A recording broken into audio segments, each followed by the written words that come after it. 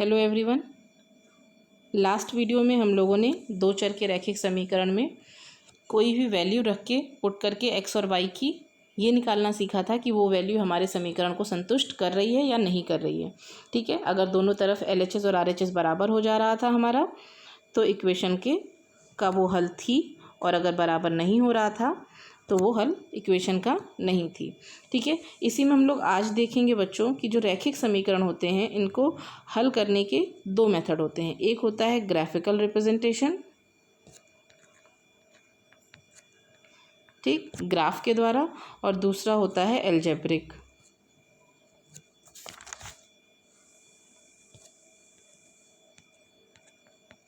Algebraic method. ठीक है, तो एल्जेब्रिक मेथड से मैंने आप लोगों को कल बताया था सॉल्व करना। ठीक है, जो हम लोगों ने मान निकाले थे इक्वेशन के, आज हम लोग ग्राफिकल रिप्रेजेंटेशन करेंगे। ठीक है, जैसे मान लीजिए हमारे पास एक इक्वेशन है।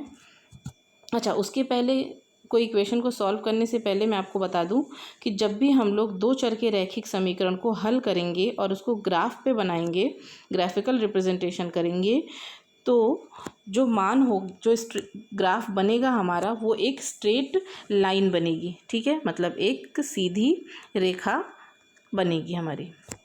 ठीक है, हमेशा एक स्ट्रेट लाइन ही बनेगी। अगर स्ट्रेट लाइन नहीं बन रही है तो इसका मतलब आपने कुछ ना कुछ गलती करी है कहीं ना कहीं पे। तो चलिए इसमें हम लोग रख के देखते हैं। तो पहले हम रखेंगे x इज इक्वल की जगह पे 0 और y की जगह पे 3 रखेंगे।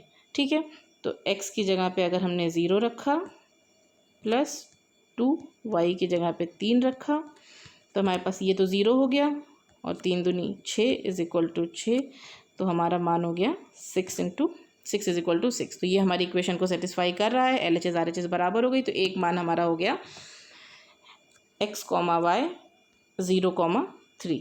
अब सेम इसी तरह से हम लोग एक और मान निकालेंगे। मिनिमम हम लोग 3 मान निकालेंगे ताकि हमारा ग्राफ इजीली ड्रॉ हो जाए।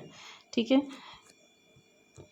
ये था y इज इक्वल टू 6। हमने क्या मान निकाला था? x, y का एक था 0, 3। अब दूसरी वैल्यू हम लोग पुट करेंगे, x की जगह पे 2 और y की जगह पे 0। तो x की जगह हम लोग रखेंगे 2 प्लस y की जगह हम लोग रखेंगे 0।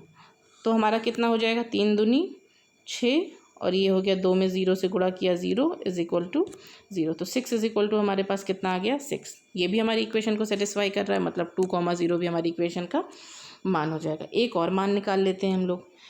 ठीक है, तो ये है हमारा 3x plus 2y is equal to 6। दो मान हमारे क्या क्या थे x, y के? एक था 0, 3, दूसरा था 2, 0, और तीसरा था हमारा 4, -3। हम लोग मान के चलेंगे। मान लीजिए हमने माना कि एक मान है 4, -3। तो अगर हम यहाँ पे रखें, ये मान जो भी हैं उसको आपको अपने हिसाब से रखना होगा, अपने मन से रखना होगा। ठीक है, यहाँ पे हम y की जगह पे क्या रख रहे हैं? y की जगह पे हम रख रहे हैं -3। ठीक है, बराबर में हमारे पास कितना चल रहा है? 6 चल रहा है। इक्वल में 4 तिहाई हो गया 12, प्लस माइनस 3 दूनी 6 बराबर कितना? 6। 12 में से 6 घटाया 6, मतलब x बराबर 4 और y बराबर -3 अगर हम इक्वेशन में रखेंगे तो भी हमारी इक्वेशन सेटिस्फाई होगी। अब इसको हम लोग एक टेबल में ड्रॉ करते हैं। ठीक है, जब भी ग्राफ बनाएंगे तो उसको टेबल में अपने मान को लिखेंगे। ठीक, 3 मान निकाले हमने, एक x था और y। ठीक है, x का जब 0 था मान तो y का मान कितना था हमारा? 3 था।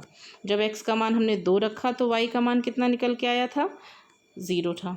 ठीक है, जब हमने x का मान 4 रखा तो y का मान और कितना रखा था हमने? y का मान -3 रखा। जब हमने x इज इक्वल टू 0 रखा तो y इज इक्वल टू 3 था। x इज इक्वल टू 2 रखा तो y का मान कितना था? 0। और x का मान अगर हमने 4 रखा तो y का मान कितना? -3। अब इसको हम लोग ग्राफ पे बना देते हैं। ठीक है, ये सबको पता है, ग्राफ पेपर पे 4 चतुर्थांश हम लोग ड्रॉ करते हैं। ठीक है, ये होता है हमारा x अक्ष, और ये होता है x डैश अक्ष, ये होता है y अक्ष, और ये y डैश होता है। ये प्लस में होता है, ये भी प्लस में होता है, इसमें नंबर्स माइनस में होते हैं और इसमें भी नंबर्स माइनस में होते हैं। जैसे कि हमें पता है कि हम लोग x कॉमा वाई लेके चलते हैं, ठीक है। तो पहले चतुर्थांश के जो हमारे नंबर होते हैं वो दोनों प्लस में होंगे, ठीक है। किस में होंगे? दोनों नंबर्स प्लस में होते हैं। दूसरे चतुर्थांश में पहला नंबर माइनस में होता है, मतलब x माइनस में होगा और y किस में होगा? प्लस में होगा। ये मैंने आप लोगों को पहले भी बताया हुआ है, ठीक है। y प्लस में होगा। उसके बाद तीसरे चतुर्थांश में हमने क्या बताया आपको? x वाला नंबर हमेशा आगे होता है, तो x माइनस में दोनों माइनस में आ जाएंगे, ठीक है। चौथे चतुर्थांश में पहला नंबर मतलब x प्लस में होगा और y माइनस में होगा, ठीक है। ये हमारा फर्स्ट क्वाड्रेंट है, ये सेकंड चतुर्थांश, ये थर्ड और ये फोर्थ होता है। एंटी क्लॉकवाइज चलते हैं इसमें, ठीक है बच्चों। अब इसके बाद हम लोग इसको बनाना सीख लेते हैं, ठीक है। जो हमारी वैल्यूज़ थी उनको ग्राफ पेपर पे ड्रॉ करना सीखते हैं। मान लीजिए ये हमारा ग्राफ है, ठीक। 1 बीच वाला नंबर यहाँ पे जो है वो 0 होता है, ठीक है। 0 1 2 3 4 आप लोग ग्राफ पेपर पे बनाएंगे तो वो सही बनेगा, ठीक है। मैं ग्राफ पेपर पे नहीं ड्रॉ कर रही हूँ, इसलिए ये इस तरह से थोड़ा बहुत इधर उधर हो सकता है। y है तो प्लस में हो जाएगा, ऊपर सेम 4 तक जाते हैं हम लोग, ठीक है। इधर यहाँ पे माइनस में आ जाएगा, 1 2 3 4 -1 -2 -3 -4 सेम नीचे कितना हो जाएगा? -1 -2 -3 -4, ठीक है। इस तरह से बच्चों ड्रॉ करेंगे हम लोग, लेकिन नंबर्स लिखने में सही नहीं आ रहा है तो मैं डॉट्स बना देती हूँ, ठीक है। आप इसको समझ लीजिएगा, ठीक। मैं अलग अलग कलर्स के इसमें डॉट्स बना देती हूँ जो कि एक एक नंबर को रिप्रेजेंट करेंगे, ठीक है। ये हमारा 1 हो गया, ये 2, ये 3 और ये 4। ये y अक्ष पे 1 2 3 और ये 4। ये x डैश पे -1 -2 -3 और -4। ये y डैश पे -1 -2 -3 और ये हमारा -4 लास्ट में, ठीक। चलिए अब बना लेते हैं हम लोग। x की वैल्यू कितनी थी हमारी? x की वैल्यू थी 0। तो जब x की वैल्यू 0 है तो सेम इसी x पे रहेगा। ये हमारा x है और ये y है, ठीक है। x की वैल्यू जब 0 है तो y कितना है हमारा? 3 है। y 3 है, ठीक है। जब हमारा y 3 है तो कहाँ जाएगा? ऊपर की तरफ। 1 2 3 मतलब कि यहाँ पे हमारा पॉइंट बनेगा x0 y 3, ठीक है। इसके बाद नेक्स्ट है हमारा, नेक्स्ट पॉइंट था हमारे 2, x बराबर 2 और y बराबर 0। मतलब जब हमारा x 2 होगा, प्लस में 2 है, ठीक है। तो 1 2 x हमारा जब 2 होगा तो y 0 होगा। तो दूसरा पॉइंट हमें कहाँ मिलेगा? x 2 0। ये जो ग्रीन डॉट हम बना रहे हैं यहाँ पे हमारे पॉइंट्स मिल रहे हैं हमको, ठीक है। उसके बाद तीसरा हमारा क्या था बच्चों? तीसरा हमारा था, इसको मैं ठीक से लिख देती हूँ।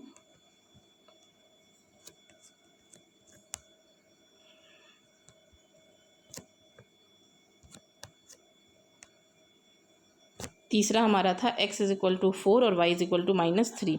तो x = 4 है तो प्लस में है 4। कितना आगे जाएंगे हम लोग? 1 2 3 4। यहाँ पे हमारा होगा x = 4, लेकिन y = कितना है? -3। तो ऊपर y के नंबर प्लस में होते हैं और नीचे की तरफ माइनस में होते हैं। तो -3 हमारा क्या होगा? 1 2 और ये हमारा 3 है। तो यहाँ से अगर हम लोग जाएंगे तो यहाँ पे हमें पॉइंट मिलेगा x = 4 y = 3। x = 4 और y = -3 हमें यहाँ मिल रहा है, ठीक है। अब क्या किया जाए? जो भी हमें डॉट्स मिले हैं, ठीक है, जो भी पॉइंट्स मिले हैं, अगर हम उन पॉइंट्स को इस तरह से मिला देंगे तो एक हमारी स्ट्रेट लाइन बनेगी। जैसे कि हमने आपको बताया था कि एक स्ट्रेट लाइन ड्रॉ होगी, तो ये हमारी एक स्ट्रेट लाइन हो गई, ठीक है। इस तरह से आपको मैं कुछ क्वेश्चंस भेज रही हूँ जिसके आपको ग्राफ बनाने हैं, ठीक है। और कुछ क्वेश्चंस भेज रही हूँ जिसको आपको सॉल्व करके देखना है कि क्या ये समीकरण का हल है या नहीं है, ठीक है बच्चों। तब तक के लिए बाय बाय।